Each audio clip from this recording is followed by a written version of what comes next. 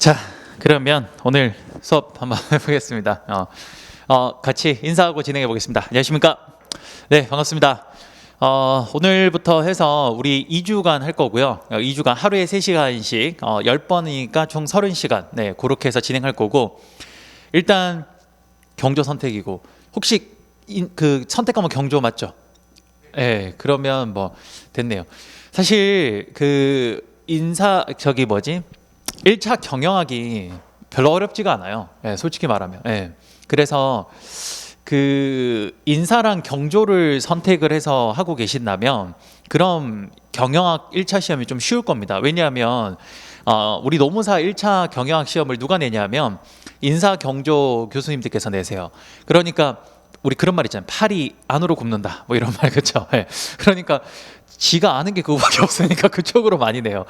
거의 한 시험 문제 절반이 한 40%에서 한 50%가 인사 경조에서 나오기 때문에 사실 그거는 거의 다 맞추고 들어간다라고 생각하시면 될 것 같고, 그다음 두 번째로 마케팅이나 이런 좀 짜잘한 거 몇 개 있는데 그런 거는 나오는 게 나와요, 맨날. 예, 그래서 조금 공부 한 번만 해놓으면 상당한 고득점까지 받을 수 있습니다. 예, 그래서 일단 그렇게 진행을 할 거고, 제 수업의 목표는 90점 목표로 하고 있어요. 예. 그래서 혹시나 100점을 목표로 하신다. 예, 그러면 나가세요. 전 100점은 못 만들어 드려요. 왜 그러냐면 보셔서 아시겠지만 그 노무사에서 경영학에 보면 마지막 끄트머리에 한두 문제가 시사상식이 나와요. 예. 근데 그건 그 누구도 뭐 맞출 수가 없거든요. 예를 들어서 이런 게 있어요. USB의 B가 영어로 뭔가 뭔지 아세요? USB, 우리 USB 쓰잖아. 그 B가 뭔지 알아요? 나도 여기서 처음 봤어. 버스. USB의 B가 버스래. 뭐 그다음에 또 뭐 있죠? 뭐 이런 거. HTTP랑 IP의 P가 뭘 의미하는가? 뭘 것 같아요? 이거 다 기출이야. 뭘 것 같아요? 이 프로토콜이에요. 프로토콜. 제가 그래서 물어봤어요. 제 학교의 그 지도 교수님한테. 아니 도대체 이런 시험이 왜 여기에 있습니까? 라고 했더니 이건 경영 정보 아니겠니? 뭐 이러면서 경영학의 가장 큰 장점이자 단점 뭡니까? 코에 걸면 코걸이, 귀에 걸면 귀걸이. 그래서 한두 문제는 어쩔 수 없어요. 그거는 진짜 찍어야 돼요. 그건 찍어야 되는데 개인적으로 90점이면 차고 넘친다고 생각을 합니다. 예, 그렇기 때문에 90점을 목표로 만든 수업이라 생각하시면 될 것 같고, 그리고 제 수업만 잘 따라오면 무조건 80점 이상은 그냥 무조건 확보. 그리고 조금만 더 해주시면 90점 더 나옵니다. 예, 그래서 수업은 어떻게 진행할 거냐면 강의 교재가 2권이죠. 그 중에서 강의 노트 중심으로 갈 겁니다. 얇은 거, 얇게 갈 거예요. 아주 컴팩트하게. 1차는 컴팩트하게 가져가는 게 맞습니다. 그래서 그 강의 노트 중심으로 갈 거고요. 오늘 강의 노트를 나간 분량만큼 집에 가서 기본서를 읽고 오셔야 돼요. 그러면 싹 이해가 되거든요. 예, 그렇게 해서 딱 정리해서 한참에 딱 끝내도록 하겠습니다. 그래서 시험장에는 아주 얇은 강의 노트 한 권만 딱 가지고 들어가시면 되게끔 그렇게 할 테니까 그렇게 정리하도록 하겠습니다. 자, 그러면 한번 해봅시다. 오늘부터 해서 총 30강의 전체 끝낼 거고요. 예, 전체 끝내고 한번 보자. 3시간 맞죠? 오케이. 그렇게 해서 총 30강 정도 해서 마무리를 좀 할까 합니다. 그렇게 해서 좀 한번 진행을 한번 해보죠. 자, 그러면 오늘 첫날이고요. 첫 번째 들어가기 앞서 여러분들 교재 제일 첫 번째 한번 펴보시면 거기 말고 앞에 그렇죠. 예. 거기 보면 경영학의 개요라는 게 있습니다. 경영학의 개요. 몇 페이지죠? 3페이지. 거기 펴놓고 한번 해보겠습니다. 자, 한번 해봅시다. 경영학. 여러분들 우리 우선 경영학 공부하는 거예요. 그렇죠? 그러니까 일단 경영학이라는 학문이 뭔지 한번 해봅시다. 경영학이라는 학문. 일단 전체적으로 경영학이라는 학문이 뭔지 좀 설명을 하고, 그리고 세부적으로 하나씩 좀 들어가 보도록 할게요. 제가 항상 추구하는 강의 스타일이자 방법이 뭐냐면 처음에 크게 숲을 먼저 보여주고 그 다음에 그 안에 세부적으로 나무를 하나하나씩 보여주는 그런 형태를 굉장히 좋아합니다. 그래서 이 수업도 동일하게 진행을 할 거예요. 그리고 객관식이니까 좀 부담이 없어요. 되게 쉽게 갈 수 있습니다. 한번 해볼게요. 자, 첫 번째, 기업 경영이 뭔가 한번 해보겠습니다. 경영학. 경영학은 여러분 경영학이라는 학문은 참 재밌는 게요. 사기업에서 경영학이라는 학문을 쓰면 그 학문이 뭐냐? 그게 경영이에요. 경영. 예, 그게 좁은 의미의 경영은 사실 사기업을 말해요. 근데 경영학이라는 학문을 공공기관에서 쓰면 뭐가 되냐? 그게 행정학이에요. 예. 여러분들 행정학이 되게 대단한 것 같잖아요. 아니요. 경영학, 쉽게 말해서 매니지먼트라는 걸 사기업에 썼으면 그게 일종의 비즈니스가 되는 거고, 매니지먼트를 공공기관에 썼으면 행정학이 됩니다. 그래서 실제로 행정학은 공공기관에서 사람들을 관리하는 학문이라고 보시면 돼요. 그래서 그것 중에 우리는 뭘 초점을 두고 볼 거냐면 바로 사기업에 해당되는 비즈니스를 보고 할 겁니다. 그렇죠? 그러면 경영학이라는 전체 틀을 일단 한번 좀 볼 건데, 경영학. 자, 경영학이라는 건 도대체 어떤 학문인지 한번 보겠습니다. 자, 기업 경영 한번 물어봅시다. 기업 경영의 목표는 뭘까요? 왜 삼성전자가 존재하고 왜 현대차가 존재할까요? 보지 말고. 뭘 것 같아요? 우리 새로 오신 분. 네, 뭘 것 같아요? 정답. 그거 말고 그거죠. 삼성이 왜 했어요? 삼성이 사회 봉사하려고? 아니요. 왜? 이거 돈. 그렇죠. 네. 사실은 아담 스미스가 이야기한 것처럼 개인의 사적인 이윤 추구를 통해서 우리 사회는 더욱더 풍요로워진다라고 이야기를 합니다. 그렇죠. 네. 말 그대로 회사의 가장 궁극적인 목적은 뭐냐면, 가장 제1의 목적은 바로 이윤 극대화입니다. 돈을 많이 벌고자 하는 게 모든 기업의 가장 핵심이긴 해요. 그렇죠. 그런데 이런 이윤 극대화라는 건요, 어떤 일정 조건이 만약에 충족이 된다면 이윤 극대화는 곧 주주 가치의 극대화란 말이랑 동일하고요. 또 어떤 일정 조건이 충족이 되면 기업 가치 극대화란 말이랑 동일하다라고 이야기를 합니다. 그러면 한번 봅시다.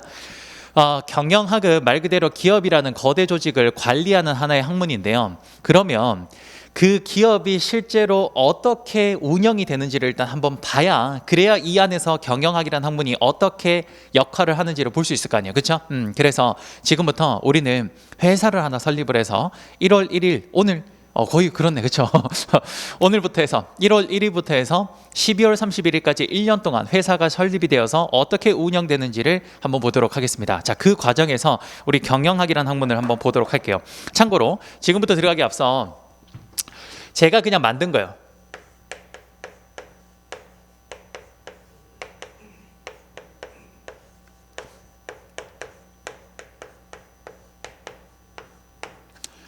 자, 제가 자주 쓰는 말인데 경영학의 8대 주제라고 합니다. 경영학의 8대 주제, 그게 뭐냐? 메뉴에 보면 회계학부터, 두 번째 재무관리, 세 번째 기업 경영전략, 네 번째 생산운영관리, 다섯 번째 마케팅, 여섯 번째 인사노무관리, 일곱 번째 경영조직론, 여덟 번째 경영 일반까지 있죠. 여기서 여러분들 자주 눈에 좀 띄는 게 있죠. 요거 두 개, 요거 두 개, 그쵸? 여러분들이 2차 과목에서 보는 인사관리랑 그 다음에 경영조직론은 사실 경영학의 8대 주제 중에 세부 과목 중에 하나예요. 그러면 제가 지금 경영학의 8대 주제라고 1번부터 8번까지 요 순서대로 과목을 쭉 적어놨는데, 요게 사실 나름 요게 1번부터 8번까지 저 순서가 이유가 좀 있습니다. 왜 그런지 지금부터 한번 보도록 할게요. 자, 보겠습니다. 여러분, 우선 본격적으로 회사가 설립이 되어서 운영되는 걸 보기 전에 회사가 어떻게 돌아가는지, 회사가 상태가 어떤지 이런 거 보려면요, 우리는 두 가지의 사실을 알아야 돼요. 그게 뭐냐? 첫 번째는 특정 시점의 회사의 재무 상태와, 두 번째 일정 기간 동안에 그 회사의 경영 성과를 알아야 됩니다. 그게 무슨 말인가? 한번 봅시다. 예를 들어서 잘 봐요. A 기업이 있고 B 기업이 있다고 할게요. 됐어요? 그런데 A 기업이 12월 31일 날, A 기업의 12월 31일 날 그때 회사가 얼마의 자산을 들고 있냐면, 예를 들어 10억이 있다고 하고 B 기업은 100억이 있다고 해볼게요. 자, 물어봅시다. A 기업과 B 기업 중에 어느 회사가 더 괜찮은 회사처럼 보여요? 그렇지. B, 그렇죠. 예. 여러분, 이거 긴장하지 마시고 편하게 봅시다. 우리 1차 과목 이거 되게 쉬워요. 예, 그러니까 저 지금 한 30시간 수업할 거거든요. 오늘부터 한 2주 동안. 편하게 들으시면 돼요. 편하게. 예, 제가 되게 재미있게 쉽게 설명할 거니까 그냥 한 편의 드라마 본다 생각하시고 그렇게 하면서 편하게 보시면 됩니다. 자, 볼게요.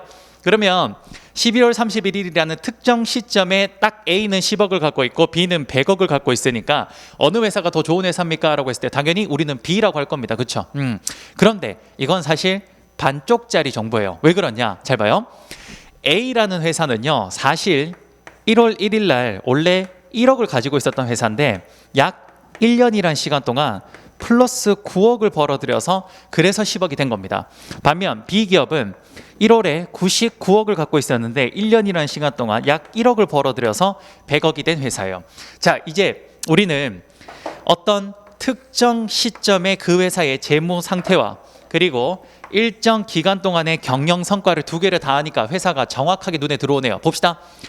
제가 이 두 회사를 실제로 가본 적도 없어요. A 기업은 어디 있는 기업이냐면 저기 판교 테크노밸리에 있는 회사고, B 기업은 어디 있는 회사냐면 강남역에 있는 회사예요. 실제로 그러냐? 아니요. 제가 그냥 말하는 거예요. 근데 가본 적이 없어요. 저는 이 회사를 가본 적이 없어요. 근데도 저는 안 가보고도 이 회사가 어떤 회사인지 대충 눈에 보여요. 어떻게? 자, 보면 B 기업은 딱 보면 어떤 회사냐? 성장이 굉장히 더디지만 하지만 덩치는 큰 B 기업은 그렇습니다. 여기는 대기업처럼 보여. 예를 들어서 이렇게 하면. 근데 A 기업은 굉장히 아직 덩치는 작아요. 하지만 성장의 속도가 굉장히 빠른 뭡니까? 스타트업 기업 같은 걸로 보여. 바로 이겁니다. 이게 딱 보면 회사라는 상태를 정확하게 우리가 파악을 하려면 지금 말씀드린 것처럼 특정 시점의 재무 상태와 그리고 일정 기간 동안의 경영 성과를 알아야 되는 거예요. 자, 이해되십니까? 그래요. 기업에 대해서 정확하게 알려면 바로 이 두 가지 정보가 핵심인 겁니다. 이해되세요? 그러면 이걸 바탕으로 우리가 지금부터 설명을 해볼 건데 보세요. 나중에 한번 설명할 거예요. 우선 특정 시점의 재무 상태를 보여주는 재무제표를 우리가 재무 상태표라 그래요. 말 그대로 그 회사의 재무 상태를 알려준다. 그래서 이게 특정 시점. 됐습니까? 그다음 이 회사가 1년 동안 어떤 경영 성과를 냈는지를 보여주는 걸 우리는 포괄손익계산서라고 합니다. 물론 몰라도 돼요. 나중에 다 할 거예요, 회계에서. 그러니까 일단은 그런 거다. 이게 뭐냐? 특정 시점, 일정 기간이다. 이 정도만 파악하시면 됩니다. 됐습니까? 자, 그러면 지금부터 한번 해보죠. 회사를 설립해서 한번 운영을 한번 해봅시다. 자, 볼게요. 이게 무슨 어디 거냐면요. 예를 들어서 어떤 회사라고 해서 땡땡 기업이라고 해봅시다. 땡땡 기업에 언제냐면요. 특정 시점이라서 1월 1일이라고 해볼게요. 됐습니까? 그러면 자 보세요. 회사가 현재 어떤 상태인지를 알 수 있는 거는요. 다음과 같은 세 가지 사실을 알면 알 수 있어요. 뭐냐? 잘 봐요. 첫 번째, 여기 왼쪽이 자산. 두 번째, 여기 위에가 부채. 세 번째, 여기가 자본이 됩니다. 야, 아이씨 어려워서 못하겠다. 나가야겠다. 이렇게 생각하신다면 오산입니다. 되게 쉬워요. 무슨 말인지 한번 봅시다.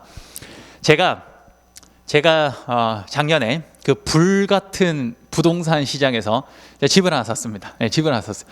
물론 그랬으면 좋겠다는 생각으로 하는 건데 어쨌든 제가 집을 하나 샀어요. 한번 봅시다.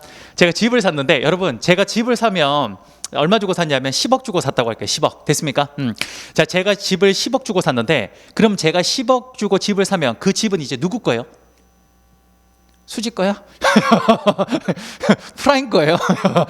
누구 거예요? 제 거잖아. 그쵸? 예. 그러니까 그 집은 이제 제 거예요. 그러니까 사람들이 저한테 너 집 있냐? 내 자산 중에 집이 한 10억 정도 돼. 이렇게 이야기를 합니다. 맞죠?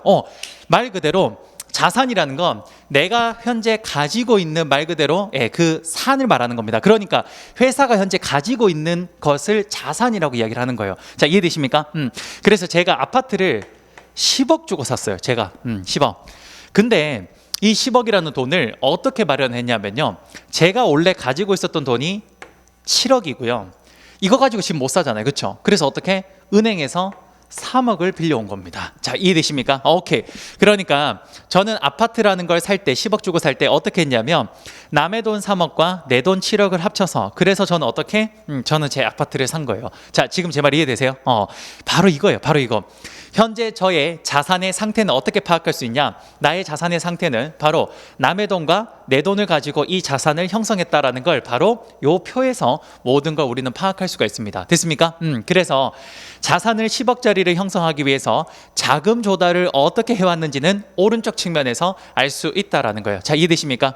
그 다음 하나만 더 합시다. 이게 무슨 공식이겠나 싶긴 한데, 근데 회계에서 공식이라고 하니 한번 해봅시다. 뭐냐면 너무 당연하게도 이렇게 되면 당연히 자산은 뭐 더하기 뭐예요? 뭐예요? 부채 플러스 오케이. 너무 당연한 거 아니에요? 10억짜리 집을 사기 위해서는 남의 돈 3억과 내 돈 7억이 있어야 된다는 거 너무 당연한 거 아닙니까? 맞죠?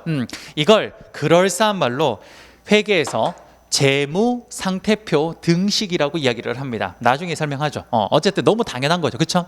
자, 그러면 일단 기본적인 베이스는 다 끝났네요. 그럼 이제 한번 해봅시다. 회사가 어떻게 운영되는지 한번 볼게요. 여러분들은 지금부터 아주 짧은 시간 동안 회사가 1년 동안 어떻게 운영되는지를 한눈에 쫙 보게 될 겁니다. 한번 봅시다. 자, 여러분들 우리 회사에서 가장 중요한 두 사람을 한번 꼽아보라면 여러분들 중요한 두 사람? 그러지 말고 가장 중요한 한 사람 꼽으라면 누구예요? 누구? 그렇지. 정답.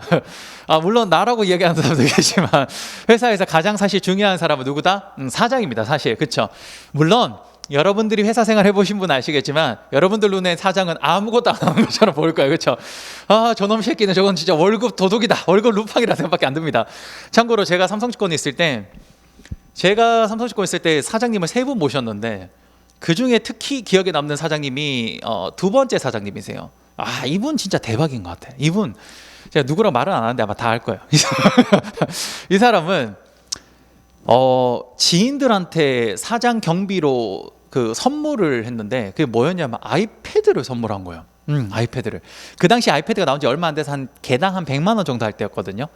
근데 그걸 몇 대를 선물을 했냐? 100대 선물한 거예요. 얼마 썼어요? 1억. 아이패드 선물에 1억 썼어. 이 미친놈 진짜. 그렇죠?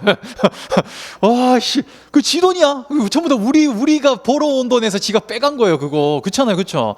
그러니까 그런 식으로 좀 태만한 사람이 많긴 하나. 어쨌든 그 사장이란 사람은 사실 우리가 이제 배에서 따지면 어떤 존재죠? 선장 같은 존재입니다. 그렇죠? 말 그대로 우리 회사라는 배가 어느 방향으로 나아갈지를 사실은 이제 정확하게 지적을 해줘야 되는 사람이잖아요. 그렇죠? 그래서 저는 개인적으로 회사에서 가장 중요한 사람의 첫 번째는 누구냐? 전 사장이라고 생각을 합니다. 그다음 두 번째, 사장 다음 중요한 사람 누가 있을까요? 우리 회사 생활 해보시면 한번 이야기해 봅시다. 사장 다음 중요한 사람 누가 있을까요?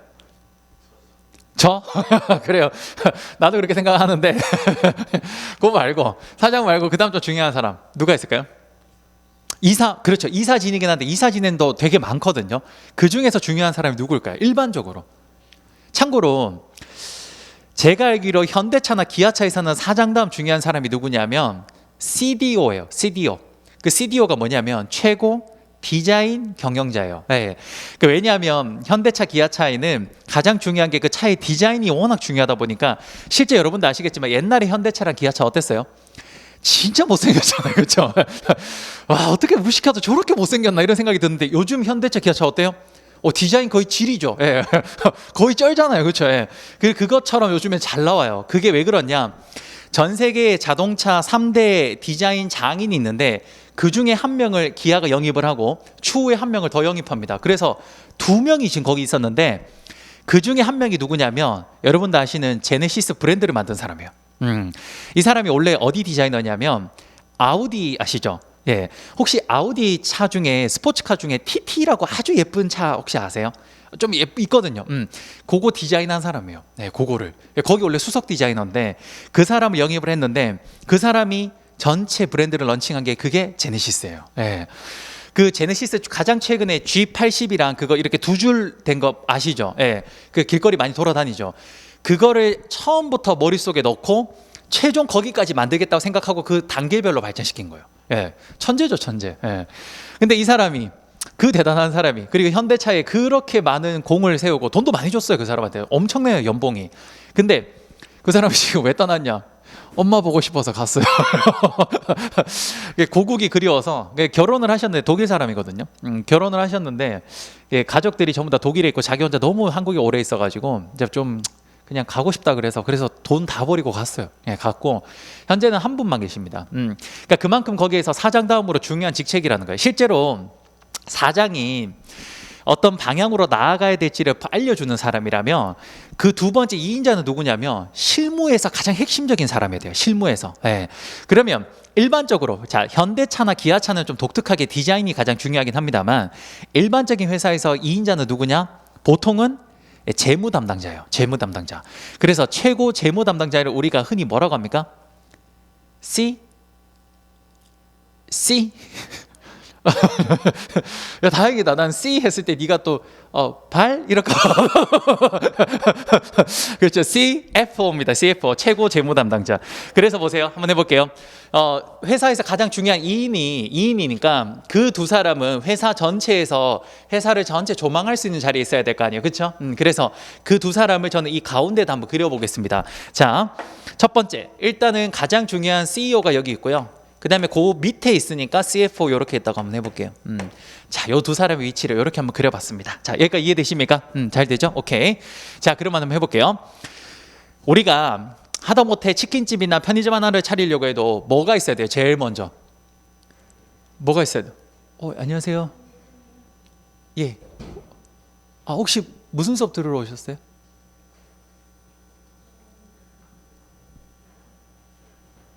여기 아니신 것 같은데 경영학 수업 들어오신 거 맞아요? 맞아. 한 번 더. 제가 세 분이라고만 들어. 앉으십시오. 맞습니다. 네, 맞아요. 네, 네, 아닙니다. 괜찮습니다. 자, 한번 물어볼게요. 하다못해 여러분 치킨집이나 혹은 편의점 하나를 차리려고 해도 제일 먼저 뭐가 있어야 돼요? 오케이. 모든 회사 생활의 첫 출발점, 회사를 창립한 데서 첫 출발점은 뭐냐? 쩐입니다. 돈. 여러분들 쿠팡 있죠? 쿠팡이 어떻게 저렇게 해서 계속 잘 나가는지 아세요? 쿠팡이 미친 듯이 여러분들 그 싸게 막 프로모션도 많이 하고 하잖아요. 그렇죠? 근데 저게 도대체 어떻게 저렇게 계속 살아남는지 혹시 아십니까? 그 쿠팡 뒤에 있는 소위 말하는 이제 속된 말로 쩐주가 누구냐면요. 일본의 손정희 회장, 소프트뱅크의 손정희 회장이에요. 예. 그 사람이 일본의 누구냐면 제1의 부호예요. 예. 우리나라로 치면 이재용 부회장 같은 사람. 근데 그 사람보다 돈이 훨씬 더 많아요. 예. 그러니까 이 사람이 뒤에서 쿠팡을 밀어주고 있거든요. 예. 그러니까 모든 회사의 가장 핵심은 뭐냐? 이 돈이에요. 돈줄이 어떻게 자꾸 샘솟냐가 되게 중요한 거예요. 되게. 그래서 여기서도 똑같습니다. 한번 해봅시다. 첫 출발점은 이거예요. 뭐냐?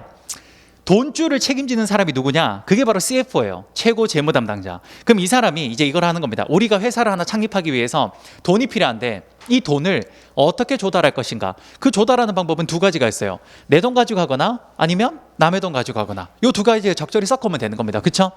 그럼 봐봐. 예를 들어서 지금처럼 자 보세요. 지금처럼 금리가 되게 낮은 시절에는 남의 돈을 빌려오면 상당히 유리하긴 해요. 맞죠? 왜? 이자가 얼마 안 나가니까. 그렇죠? 자, 근데 여기서 이런 이야기를 하는 친구 있다면 약간 아직까지 경제적 관념이 좀 없어요. 무슨 말이냐? 쌤, 내 돈 갖고 하면 이자가 아예 없잖아요. 맞아요? 맞긴 맞죠. 내 돈 갖고 이자가 없어. 그럼 그게 제일 싼 거네. 근데 아니요. 왜? 내 돈을 쓰는 거에 대한 뭐가 필요하냐? 기회비용이라는 게 있습니다. 기회비용. 무슨 말이냐면 내가 내 돈을 이 사업에 투자하지 않고 다른 데 투자했다며 그럼 거기에서 얻는 것들이 좀 있을 거 아니에요. 그렇죠? 그러니까 그것도 일종의 비용이야. 기회비용이. 그렇죠? 그러니까 최고 재무 담당자는 어떤 걸 생각하냐면요. 바로 우리가 이만큼의 사업에 자산이 필요한데 요걸 형성하기 위해서 남의 돈과 내 돈을 요 크기를 어떻게 가져올 것인가 이게 되게 중요한데 그거를 어떤 비율로 조절할 것인가 그걸 생각하는 사람이 누구다?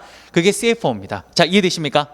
예를 들어서 지금처럼 이자가 쌀 때는 남의 돈을 좀 많이 땡겨오고 반면 이자가 많이 비싸면 내 돈을 좀 많이 쓰고 이런 방식을 쓰는 거예요. 이해되십니까? 그래서 CFO는 남의 돈과 내 돈을 어떤 비율로 가져왔을 때 가장 바람직한지 요걸 뭐라고 하냐? 자금 조달이라고 합니다. 회사 경영의 가장 첫 출발점이 뭐다? 자금 조달이 됩니다. 자본 조달. 이해되십니까? 오케이. 그러면 CFO는 밥만 먹고 이 생각만 해요. 아이씨, 남의 돈과 내 돈을 어떤 비율로 가져왔을 때 우리가 돈을 조달해 올 때 가장 저렴하게 비용으로 지불하고 조달해 올 수 있을 것인가? 이거 생각해 보는 거예요. 오케이? 그러면 이런 거죠. 지금처럼 이자가 쌀 때는 남의 돈을 좀 많이 가져오고 반대로 이자가 점차 올라간다 생각하면 살짝 올리고 이런 식으로 조절을 하는 겁니다. 그랬을 때 돈을 조달해 왔을 때 가장 비용이 저렴한 거를 딱 찾아내는 거예요. 그 옵티멀한 상황을. 이해되십니까? 자, 그렇게 해서 CFO가 돈을 조달해 왔잖아요. 그럼 CFO 역할은 여기서 끝이에요. 여기서 딱 끝나요. 그 다음 어떻게 하냐? 자, 자본이 조달됐어요. 이 조달된 자본을 어떻게 하냐? 이제 사장한테 줍니다. 사장한테. 자, 이렇게 조달된 자본을 CEO한테 이렇게 넘겨줘요. 넘겨주면서 사장님, 제가 돈을 이만큼 조달해 왔으니까 요 돈 가지고 이제 우리 회사가 앞으로 크게 성장할 수 있는 곳에 투자해 주세요라고 하면서 CFO가 CEO한테 딱 줍니다. 돈을. 됐습니까? 그럼 CEO는 그 돈을 딱 받아가지고 이제 뭐 하냐? 자본을 조달해 오는 것까지는 CFO가 하는 거예요. 근데 저 돈을 조달해 온 걸 가지고 이제 어떤 투자처에 투자를 할 것인가, 이거에 대해서 고민하는 거 누가 하는 거냐? 그건 바로 회사가 나아가야 될 방향에 대해서 이야기를 해주는 거기 때문에 마치 배에서 누가 하는 일과 똑같냐? 선장이 하는 일과 똑같아요. 그렇기 때문에 CEO가 드디어 이 조달된 자본을 가지고 어떤 사업에 우리가 투자를 했을 때 우리가 크게 성장할 수 있을 것인가, 그걸 생각을 해보는 겁니다. 그래서 투자 CEO는 아주 오랜 시간 동안 장고 끝에 우리 회사가 이런 곳에 투자하면 돈을 많이 벌겠구나라고 생각을 하고 투자를 하는 거예요. 자, 예를 들어서 이렇게 한번 해볼게. 예를 들어서 삼성전자 같은 경우에는 옛날에 애니콜이라는 피처폰을 되게 잘 만들었던 회사예요. 그렇죠? 그랬던 회사가 갑자기 전 세계 트렌드가 뭔가 스마트폰이라는 게 나타나니까 삼성의 이재용 부회장이 어떻게 생각을 하냐? 저거 앞으로 크게 성장할 것 같은데 우리도 투자를 해야 될 것 같다. 그러니까 일단 애니콜이라는 브랜드를 그대로 두고 혹시 어떻게 될지 모르니 우리도 새로운 스마트폰 브랜드를 한번 만들어 보자라고 해서 CFO한테 저기 사업에 투자하기 위한 돈을 조달해 오세요라고 합니다. 돈을 조달해 와요. 그럼 이제 CEO인 이재용 부회장이 고민 끝에 어떻게 저기 한번 투자해 보자라고 해서 투자 결정을 하는 겁니다. 그렇게 해서 CEO는 뭘 하는 겁니까? 그렇죠. 여기서 투자 결정을 하게 돼요. 그러면 삼성의 부회장인 CEO인 이재용 부회장이 투자 의사 결정을 했습니다. 이해되십니까? 그러면 이제 스마트폰 사업에 투자하겠다고 결정을 했죠. 그럼 이제 그걸 실행에 옮겨야 될 거 아니에요. 그렇죠? 그러면 이제 그 투자 결정의 결과물이 어떻게 나오냐? 회사가 어쨌든 사업을 영위하기 위해서 공장이 있어야 되니까 땅을 하나 사고, 그렇죠? 땅 하나 사고 그 위에 공장 짓고 여기다 기계도 놓고 그다음 여기다가 사람도 고용을 해서 그래서 이제 딱 회사에 그렇죠. 자산을 딱 세팅을 하는 겁니다. 자, 지금 제 말 이해되십니까? 여기까지? 안 어렵죠? 쉽죠? 그래요. 자, 그러면 회사가 이렇게 자산이 딱 세팅이 된 상태에서 그 다음 어떻게 합니까? 이제 드디어 여기에서 회사는 뭐 하냐? 바로 공장이 딱 세팅이 되면 드디어 이제 스마트폰을 만들어야겠죠. 그래서 여기서 공장을 쿵짝쿵짝 돌립니다. 그게 뭡니까? 공장에서 제품을 생산하고요. 공장에서 운영하는 과정이 있습니다. 생산 운영을 하게 될 거예요. 자, 여기까지 이해되십니까? 됐어요? 오케이. 자, 그러면 이 공장에서 스마트폰을 계속 생산을 해요. 됐습니까? 그러면 원재료를 투입해서 그 제품을 제조해서 탁 하면 마지막에 뭐가 나옵니까? 스마트폰이 나오겠죠. 그렇죠? 그럼 그 스마트폰을 어떻게 하냐? 바로바로 파는 게 아니라 일단은 재고라는 형태로 쌓아둬요. 재고라는 형태로 창고에 쌓아뒀다가 그리고 이 재고를 어떻게 합니까? 이제 드디어 시장에다가 판매합니다. 드디어 판매를 해요. 자, 이해되십니까? 자, 여러분 지금 여기까지 따라오셨어요? 오케이. 안 어렵죠? 오케이. 자, 그러면 한번 봅시다. 자, 우리가 이렇게 해서 이 제품을 재고를 판매했을 때 그 판매가 어떻게 나오는지 지금부터 한번 보도록 할게요. 제일 첫 번째, 예를 들어서 갤럭시 스마트폰 한 대당 100만 원짜리라고 할게요. 근데 그 100만 원짜리가 예를 들어 10대 판매가 됐습니다. 1년 동안. 예를 들어. 그럼 얼마의 총 판매 금액이 나옵니까? 자, 자, 여러분들 산수 한번 해봅시다. 100만 원 곱하기 10 하면 얼마? 네, 1000만 원이죠. 그렇죠. 여러분 그걸 뭐라고 하냐면요, 제품을 판매해서 나온 금액이라고 해서 그걸 매출액이라 그래요. 매출액. 이게 제일 먼저 첫 번째, 일단 갤럭시 스마트폰 한 대당 100만 원짜리를 10대 팔았다. 그러면 1000만 원의 매출액이 나온 겁니다. 됐죠? 그럼 저 1000만 원이 다 삼성 거냐? 아니요. 저기 제품에는 삼성이 최종 제품을 만들기 전에 들어갔던 여러 가지 원가가 있습니다. 그렇죠? 그걸 빼줘야 돼요. 그렇죠?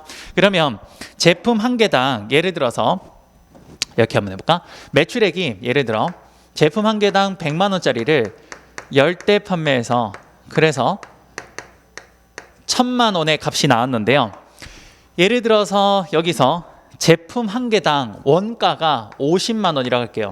그럼 10대 판매했으니까 제품의 원가는 500만 원이 나오는 겁니다. 그렇죠? 이걸 우리 뭐라고 하냐? 매출 원가라고 해요. 이걸 빼줘야겠죠. 자, 이거 뭐 너무 당연하죠. 그렇죠? 그다음 두 번째, 매출 원가를 빼주고 난 뒤에는 그다음 뭐 해야 되냐? 자, 보세요. 여러분들 우리가 삼성 스마트폰 나오면 뭐 해야 됩니까? 광고도 해야 돼요. 그렇죠? 그다음에 부스 같은 거 만들어서 자, 한번 써보세요. 막 이런 것도 해야 돼요. 그렇죠? 이게 뭡니까? 판매하고 제품을 판매하고 그다음에 제품을 이게 뭐죠? 재고로 쌓아놨을 때 그걸 뭐 해야 돼요? 관리도 해야 될 거 아니에요, 그렇죠? 판매하고 관리하는 데 들어가는 비용이 역시 여기서 빠져나갈 겁니다, 그렇죠? 그걸 우리 뭐라고 하냐면 그걸 제품의 판매 관리비라고 합니다. 판매 관리비 줄여서 이거를 판관비라고도 해요. 요걸 빼요. 됐습니까? 자, 그러면 요렇게 해서 요 두 개를 딱 빼면요. 딱 빼면 그럼 뭐가 나오냐면요. 보세요. 삼성전자가 스마트폰을 생산을 해서 영업을 통해서 벌어들인 이익이 나오게 되는데 그걸 우리는 멋진 말로 영업이익이라고 합니다. 여기까지. 됐습니까? 오케이? 자, 그럼 영업이익이 나오면 이제 저게 다 삼성전자 거냐? 아니요. 저기서 이제 좀 빼야 될 게 몇 개 더 있는데 잘 보세요. 어쨌든 회사가 영업을 통해서 저만큼 벌어들인 건 알겠는데 회사가 그러면 이런 자산을 형성을 해서 이렇게 영업을 할 수 있기 위해서 돈을 썼잖아. 돈을. 그렇죠? 자금을 조달해 왔는데 자금을 조달했을 때 남의 돈을 가지고 조달해 온 거에 대한 대가, 은행에서 빌린 돈에 대한 대가 뭐가 있습니까? 여러분 은행에 돈 빌려오면 여러분 그냥 아무것도 안 하세요. 은행에서 돈 빌려오면 뭐죠? 그렇지, 이자. 그래서 영업이익에서 우리는 첫 번째 이자 비용을 일단 뺍니다. 요걸 빼요. 그러면 일단 정확하게 할게요. 요걸 빼면 뭐가 나오냐면 이렇게 적어요. 법인세, 차감전, 영업이익이라고 하고요. 오케이. 자, 보세요. 돈을 빌려온 거에 대한 남의 돈에 대한 대가인 이자를 일단 빼고 나면요. 그다음 다 내 돈이냐? 아니요. 여기 지금 보면 요 선 안에 누구 한 명이 숨어 있습니다. 그 사람이 누구냐? 우리 눈엔 잘 보이지 않는데 삼성전자가 스마트폰을 생산 판매하는 데 있어서 여러 가지를 도와줬대요. 서비스를 제공했대요. 그게 뭐냐? 국방 서비스, 치안 서비스, 혹은 항만과 도로를 건설해주고 이런 것들을 서비스를 제공했대요. 그런 서비스를 제공했으니까 거기에 대한 대가를 받아가야겠다라고 생각하는 사람이 있습니다. 그게 누굴까요? 그렇죠. 국가, 정부. 정부에서는 뭘 떼갑니까? 그렇죠. 세금 미치듯이 떼가죠. 그래서 그게 뭡니까? 그게 이제 법인세죠. 회사에서 떼가는. 그래서 여기서 뭘 뺍니까? 법인세를 빼요. 이렇게. 그렇죠? 자, 그래서 요걸 빼고 나면 자 봅시다. 여러분 우리가 어려운 말 아닌데 우리가 영어로 this year 이건 뭘까요? 한국어로 하면 뭐 할까요? 올해잖아. 올해. 그렇죠? 당해. 그렇죠?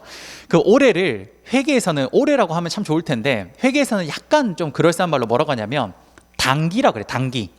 근데 어려운 말 아니에요. 그냥 올해. 그래서 요렇게 뚝 빼면 오랫동안 삼성전자가 벌어들인 수익이라 그래서 그거를 당기. 그다음 이게 전체 이제 비용 다 뺐죠? 그래서 이걸 순이익이라고 합니다. 이렇게 마지막 당기 순이익까지 딱 나오게 돼요. 이렇게. 자, 이해되십니까? 순이익은 순이익인데 무슨 순이익이다? 올해 벌어들인 순이익이다. 그래서 당기 순이익이라고 이야기를 합니다. 자, 이해되십니까? 자, 그럼 물어봅시다. 당기 순이익은 이제 정말 누구 거예요? 오케이, 삼성전자 거예요. 이 회사 거예요. 그렇죠? 그러니까 삼성전자 겁니다. 그럼 아까 전에 제가 회사를 설립을 할 때 남의 돈과 내 돈으로 했다 그랬죠. 그러면 여기서 삼성전자 돈은 어디에 있어요? 여기 있네. 맞죠? 그러니까 여기에 지금 누구 거라고? 삼성전자 거. 그러니까 요 돈이 어디로 흘러 들어가냐? 요렇게 흘러 들어가게 됩니다. 이해되십니까? 그래서 여기도 동일하게 해보면 여기가 자산이고 여기가 부채고 여기가 자본이 되겠죠. 그럼 바로 이 자본에 삼성전자의 돈이 이렇게 흘러 들어가게 됩니다. 자, 이해되십니까? 여기까지? 자, 다 됐어요. 그럼 봐봐. 한번 봅시다. 첫 번째. 기업 경영의 목표가 뭐냐라고 제가 처음에 물어봤어요. 지금 여러분들은 우리 노무사의 1차 시험에 경영학이라는 학문을 공부하는 겁니다. 그렇죠? 그럼 경영학을 왜 공부하는 건가? 이것부터 좀 알아야 될 거 아니에요. 그렇죠? 그러면 경영학이라는 학문의 태생은 뭐냐? 말 그대로 기업의 매니지먼트, 관리를 위해서 탄생한 학문입니다. 그렇죠? 그럼 기업이 도대체 어떻게 돌아가는지를 일단 보는 건데 여기에서 기업이 그럼 도대체 왜 존재합니까? 라고 했을 때 첫 번째가 뭐였습니까? 이윤 극대화였어요. 그렇죠? 나왔네. 여기서 답이 나오네. 봅시다. 여기 보면 왜 기업의 첫 번째 목적이 이윤 극대화냐? 결국 기업은 남의 돈과 내 돈을 가장 싼 값에 조달을 해와서 그걸 CEO가 주면 CEO가 그걸 잘 투자해서 그래서 어떻게? 바로 이 과정을 쭉 거쳤을 때 뭐가 제일 높게 나와야 되냐? 오케이, 단기 순이익이 가장 높게 나오게 경영을 해야 되는 겁니다. 이해되십니까? 그러니까 단기 순이익은 꼭 그 회사에 뭐가 됩니까? 이윤. 그래서 기업의 첫 번째 목표는 뭡니까? 이윤 극대화가 되는 겁니다. 자, 지금 제 말 이해되십니까? 오케이. 두 번째 하나 물어봅시다. 삼성전자, 주식회사 삼성전자의 주인은 누굽니까? 제드래곤?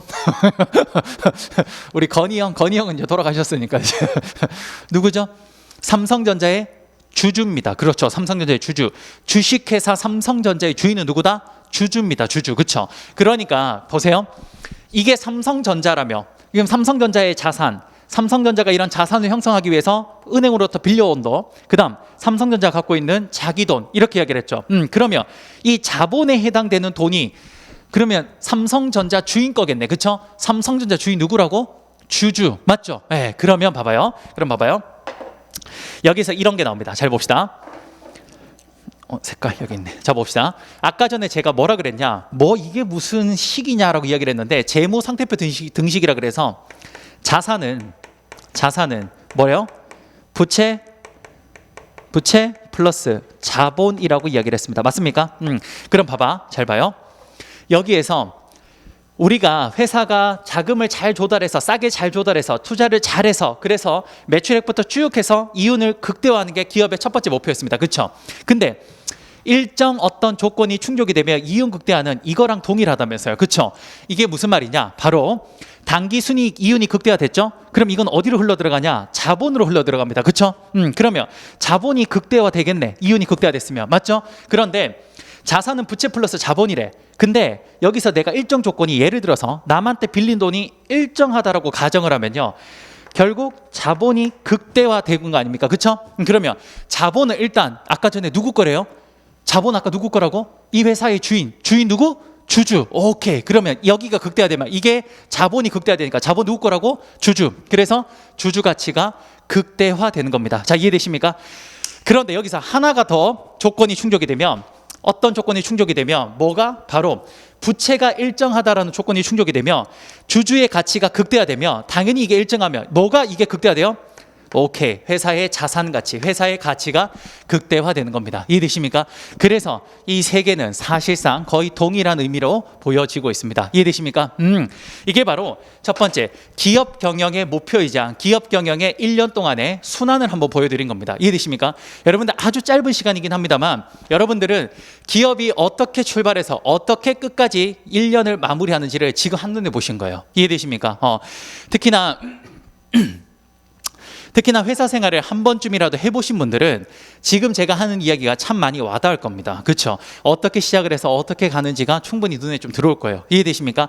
자, 기업의 1년 동안의 활동을 보여드릴 때 제가 지금 어떻게 하고 있어요? 그렇죠. 특정 시점. 자, 여기는 이제 그럼 이렇게 되겠네. 여기가 1월 1일이었으니까 1년이 지났으니까 자, 1월 1일부터 요거는 1월 1일부터 12월 31일까지 일정 기간 동안이 지나고 그럼 여기가 12월 31일이 딱 되는 겁니다. 이해되십니까? 그러니까 지금 제가 기업의 경영 성과를 어떻게 보여주고 있습니까?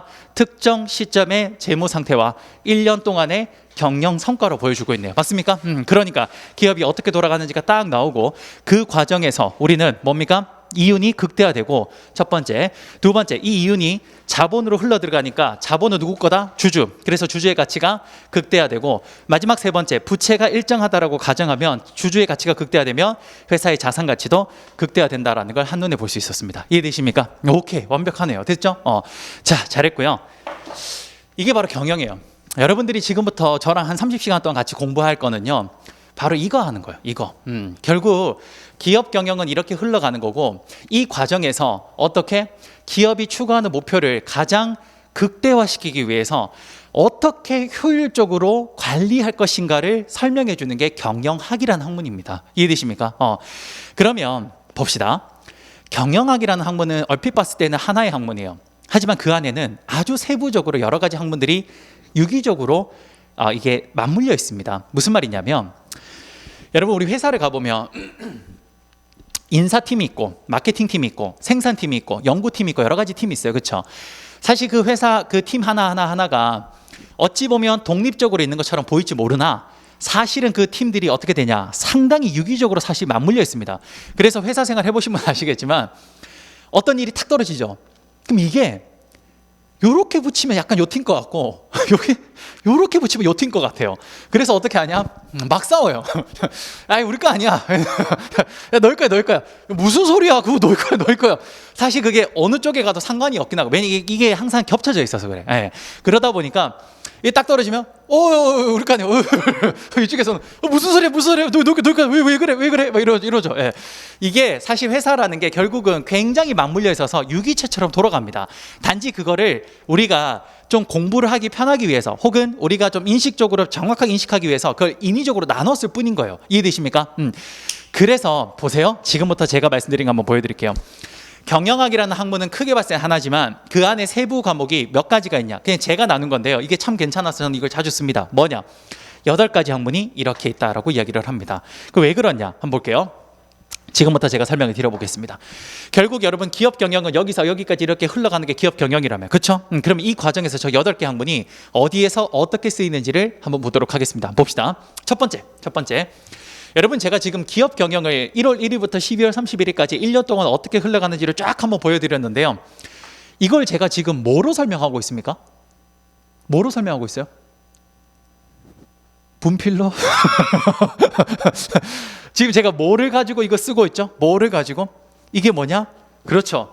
재무상태표라는 거랑 포괄손익계산서라는 걸 가지고 쓰고 있지 않습니까? 이게 뭡니까? 이게 회계라고요. 회계. 그래서 여러분, 제가 나중에 말씀드리겠지만 기업의 회계는 뭐냐면요, 그 기업의 일종의 언어라고 이야기를 합니다. 우리 경영학에서 언어가 뭐냐면요, 회계예요. 회계. 그래서 여러분들은 대부분이 회계를 싫어하지만 사실 회계는 기업 경영의 필수 요소입니다. 필수 요소. 여러분 한번 봅시다. 혹시 나중에 여러분들 이제 노무사 되셔서 이제 멋진 노무사가 되시고 나면 나중에 혹시나 미국이나 이런 쪽에 좀 선진 어떤 노무 기법 이런 걸 배우기 위해서 유학을 갈 수도 있잖아요. 그렇죠?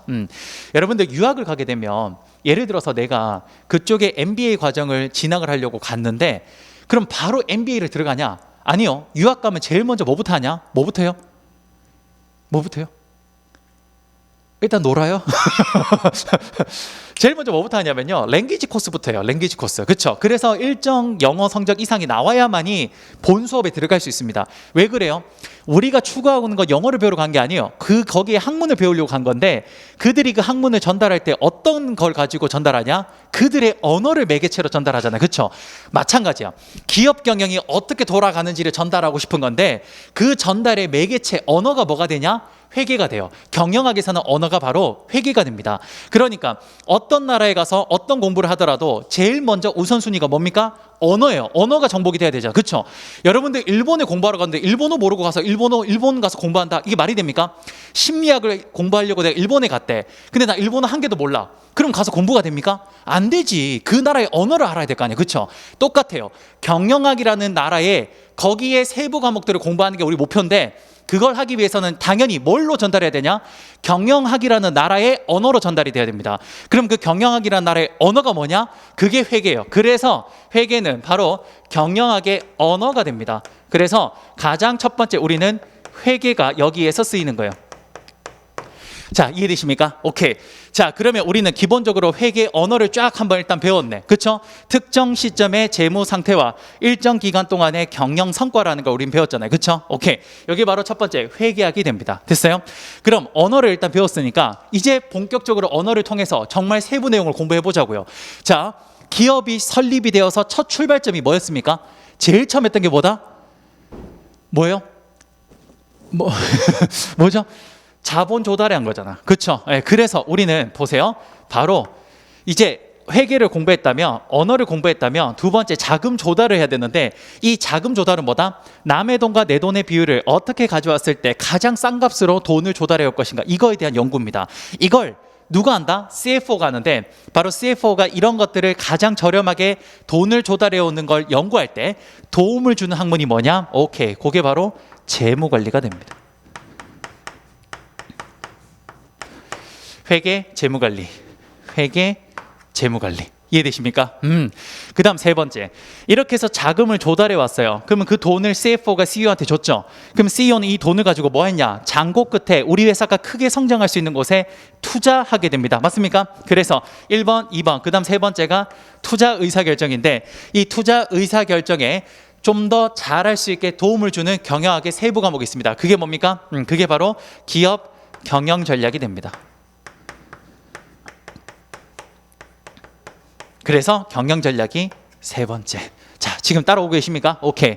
그다음, 자, 이렇게 해서 우리 회사가 어떤 사업에 뛰어들어야 될지 CEO가 투자 의사결정을 했어요. 그럼 이제 어떻게 합니까? 실행에 옮겨야 되죠. 그렇죠? 땅을 사고 공장을 짓고 기계 설비를 넣고 사람을 고용해서 이제 뭐 합니까? 만들어야죠. 그래 팔지. 그렇죠? 그래서 네 번째, 생산 운영합니다. 이 생산 운영을 할 때 좀 더 생산을 효과적이면서 효율적으로 할 수 있게 도와주는 학문이 뭐냐? 생산 운영 관리가 돼요. 그게 바로 네 번째. 자, 이해되십니까? 오케이. 자, 이렇게 해서 생산 운영 관리의 목표의 끝에 뭐가 나옵니까? 삼성 갤럭시 스마트폰이라는 게 탁 나와요. 그럼 이제 이걸 어떻게 쌓아두는 게 아닙니다. 어떻게 합니까? 계속 나오면 팔아야 되죠. 그렇죠? 그렇지. 그래서 네 번째 다음에 다섯 번째, 드디어 판매에 들어갑니다. 이렇게 판매를 하는 데 있어서 효과적으로 판매할 수 있게 도움을 주는 학문이 뭐냐? 그게 바로 경영학에서는 마케팅이라는 학문이에요. 이게 바로 다섯 번째. 자, 이해되십니까? 오케이. 그렇게 해서 골라 잡아 해서 잘 팔아서 마케팅해서 이걸 쫙 해서 가장 높게 단기 순이익이 나오면 기업의 첫 번째 목표인 이윤 극대화가 달성이 되고요. 그 이윤이 쭉 해서 회사의 자본에 흘러 들어가면 주주 가치를 극대화하는 두 번째 여기에 해당이 되고요. 세 번째, 부채가 일정하다라는 가정하에서 주주 가치가 극대화되면 뭡니까? 기업 전체 자산 가치도 극대화되는 세 번째 기업 가치 극대화가 달성이 되는 겁니다. 그럼 기업의 경영 1년 동안의 경영 목표를 이뤘다라고 이야기를 할 수 있는 거예요. 이해되십니까?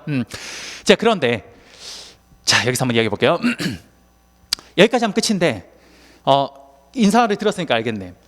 우리가 인사평가 방법 중에 BSC라는 평가법이 있습니다. 우리는 안 배웠어. 우리는 1기 때 배울 거야.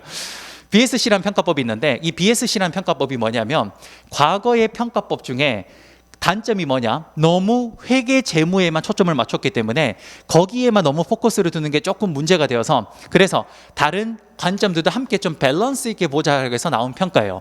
자, 지금 제가 기업의 언어인 회계를 통해서 설명을 했는데 참 좋은 방법이긴 해요. 그런데 여기에서 드러나지 않는 게 있어. 드러나지 않는 게. 자, 봅시다. 회사가 아무리 자동화가 되고 AI 시스템이 발달한다고 해도 결국 기업은 곧 누가 있어야만이 돌아가게 되냐면 누굽니까? 그죠? 사람, 그렇죠? 회계랑 재무 정보의 가장 큰 단점이 가장 중요한 자원인 인적 자원에 대한 그게 드러나지가 않습니다. 그렇죠? 그래서 우리는 이 회계 재무제표의 이면에 있는 뭡니까? 그렇죠. 바로 이 모든 1월 1일부터 12월 31일까지 이 1년의 과정을 잘 마무리하는 데에서는 필수 불가결한 가장 중요한 요소가 있는데 그게 뭡니까? 인적 자원이에요. 그렇죠? 바로 그 인적 자원을 관리하는 게 뭡니까? 그게 바로 인사관리 혹은 인사 노무관리라고 합니다.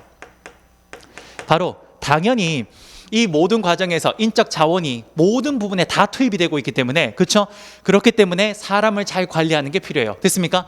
그래서 여섯 번째 인사노무관리가 여기에 있는 겁니다. 됐습니까? 그다음 두 번째, 사람은 어떻습니까? 개별 사람 한 명 한 명이 모두 다 특색이 있고 달라요. 그렇기 때문에 그 사람 한 명을 잘 관리한다 그래서 회사 전체가 잘 관리되는 건 아닙니다. 이해되십니까? 왜 그래요? 그건 바로 이 사람을 잘 관리하고 저 사람도 잘 관리하고 이 사람도 잘 관리했는데 이들이 추구하는 목표나 방향이 다른 경우에는 아무리 잘 관리를 해도 이들이 합쳐지지가 않아요. 그렇죠? 그렇기 때문에 개별적인 사람을 잘 관리하는 게 인사노무관리라면 이들이 모여있는 전체를 덩어리로 삼아서 이 전체를 한 덩어리로 끌고 가는 게 필요한데 전체를 보는 학문이 필요한데 그게 일곱 번째 뭡니까? 그게 바로 조직 그 자체를 보는 바로 경영 조직론이 됩니다. 그게 바로 일곱 번째 되는 거예요. 이해되십니까? 오케이. 다 했어요. 그럼 이제 회사가 다 돌아간 거예요. 그렇죠? 그럼 이제 끝이냐? 그렇죠. 마지막 기탁이 있는데 요즘은 이런 회사가 운영이 되는 데 있어서 뭡니까? IT 같은 것들도 굉장히 많이 영향을 미치고요. 그 다음 또 뭡니까? 굉장히 세계화도 영향을 많이 미칩니다. 또 뭐 있습니까? 이러한 것들이 운영이 되는 데 있어서 여러 가지 세법과 상법의 여러 가지 법의 영향도 받습니다. 그렇죠? 바로 이런 다양한 것들의 영향을 받는데 이런 것들을 우리는 뭉뚱그려서 마지막 여덟 번째 뭡니까? 경영의 기타 주제. 이걸 경영 일반 주제라고 이야기를 합니다. 여기까지. 여기 마지막, 그렇죠. 경영, 기타, 일반에 해당되는 8번이 해당이 되는 겁니다. 됐습니까? 그래서 제가 지금 여기 적어놓은 8대 주제가, 이 8대 주제가 나름 이 순서가 의미가 있다라는 거죠. 이해되십니까? 그래서 여러분들 이렇게 보는 겁니다. 잘 봅시다. 저는 이제 제가 1차 설명회 때도 이야기를 한번 했습니다만, 2차 설명회 때도 이야기를 했습니다만, 우리가 왜 노무사라는 시험을 볼 때 2차 시험에서 1차 시험에서 경영학이라는 시험을 보고 2차 시험에서 인사랑 경조를 왜 보냐? 그건 바로 여기에 답이 있습니다. 무슨 말이냐? 자 봅시다. 노무사라는 사람은 결국 회사에서 어떤 영역에서 일을 하는 사람이냐면 주로 그렇죠. 인사 쪽에서 일을 하는 사람입니다. 그렇죠. 인사 파트에서 인사 쪽 일을 하거나 사측에 혹은 인사 파트에서 노측에 일을 하는 사람들을 말해요. 맞죠? 그러다 보니까 결국 이 노무사도 결국은 회사라는 거대한 조직 안에 하나의 부품인 겁니다. 맞습니까? 근데 기업 조직은, 현대 사회 기업 조직은요, 그 부품 하나하나가 나름의 굉장히 전문성을 띠기를 원합니다. 그러다 보니까 일단 노무사라는 직업을 가지기 위해서 첫 번째, 기업 속에 속해 있는 부품이잖아. 그럼 좋은 부품, 전문적인 부품이 되려면 어떻게 돼야 되냐? 바로 일단 기업의 전체 원리를 좀 알아야 돼요. 예. 그래야 어디에서 뭐가 돌아가는지를 알 거 아니에요. 그렇죠? 기업이라는 조직은 굉장히 유기적이에요. 그래서 여기서 툭 쳤을 때 여기만 움직이는 게 아니라 이게 연쇄 반응을 일으켜서 알게 모르게 이쪽까지 영향을 줍니다. 그러니까 좋은 부품, 전문가가 되기 위해서는 전체 거시적인 것을 머릿속에 넣을 수 있어야 돼요. 그래서 1차 경영학을 여기서 그래서 보는 겁니다. 여러분들은 인사 파트에서 일을 하실 분이긴 합니다만, 그렇지만 일단 기업 조직이 어떻게 돌아가는지를 일단 보라고 1차에서 경영학에서 이렇게 전체 거시적인 걸 한번 보게 되는 거예요. 자, 이해되십니까? 자, 그러면 이제 전체 거시적인 게 어떻게 돌아가냐? 그건 바로 이 8가지로 돌아간다라는 거예요. 됐어요? 자, 그러면 전체를 이제 봤네. 그 다음 뭐 해야 되냐? 그 다음 여러분들은 전문가가 돼야죠. 여러분들은 회계를 전문가하고 싶다? 그럼 공인회계사 가셔야죠. 그렇죠? 마케팅을 전문하고 싶다? 그러면 이쪽 그 광고 선전 쪽 그쪽으로 가셔야 되는 겁니다. 그렇죠? 여러분들은 이게 아니라 여기에 전문가가 되고 싶은 거예요. 그렇죠? 그렇기 때문에 여러분들은 2차에서 심화 학문을 보는 거예요. 그게 뭐냐? 인사관리랑 그 다음에 경영조직론을 공부하는 거예요. 이해되십니까? 이렇게 하면 이제 전반적으로 여러분들이 회사의 전문적인, 인사의 전문적인 사람인과 동시에 회사의 거시적인 틀도 함께 눈에 넣을 수 있다라는 겁니다. 이해되십니까? 물론 이건 출제 측에서 이렇게 이야기한 건 아니에요. 근데 제가 아무리 혼자서 공부를 해보고 연구를 해봐도 이런 의도가 아닐까라는 생각이 듭니다. 그래서 이게 바로 회사가 전체 돌아가는 원리라고 보시면 될 것 같고, 우리 경영학을 1차 경영학을 바로 오늘부터 30시간 동안 뭘 할 거냐, 여기에서부터 여기까지를 순서대로 내려갈 겁니다. 아시겠죠? 제 강의 노트도 바로 이 편제가 이 순서대로 되어 있을 거예요. 그래서 모든 목차가 보면 요 순서대로 딱 되어 있을 겁니다. 됐죠? 자, 제 수업이 어떻게 진행하는지 아시겠죠? 이렇게 처음에 크게 한번 펼칠 거예요. 크게 한번 쭉 펼치고 그 다음에 또 세부적으로 들어갈 거예요. 그럼 일단 경영학이라는 큰 틀에서 한번 쭉 펼치니까 8개가 나왔죠? 그 다음 회계를 다시 들어가요. 회계도 어떻게 하냐? 회계도 처음에 딱 들어가면 회계 전체를 한번 쫙 펼칠 겁니다. 그리고 난 뒤에 다시 회계의 세부 내용으로 들어갈 거예요. 재무관리도 어떻게? 재무관리 전체를 쫙 펼치고 다시 세부 내용, 이런 식으로 들어갈 겁니다. 알겠죠? 그러니까 흐름을 익히고 안에 세부 내용을 하나씩 공부할 수 있기 때문에 아마 굉장히 빠르게 효율적으로 이해하면서 습득이 될 겁니다. 알겠죠? 됐어요. 고생하셨습니다. 이게 바로 첫 번째 경영학의 개요가 되겠습니다. 고생하셨고, 저는 항상 수업을 한 50분 하고 10분 쉬고 하니까 지금 한 10분만 좀 쉬고 또 진행하도록 할게요.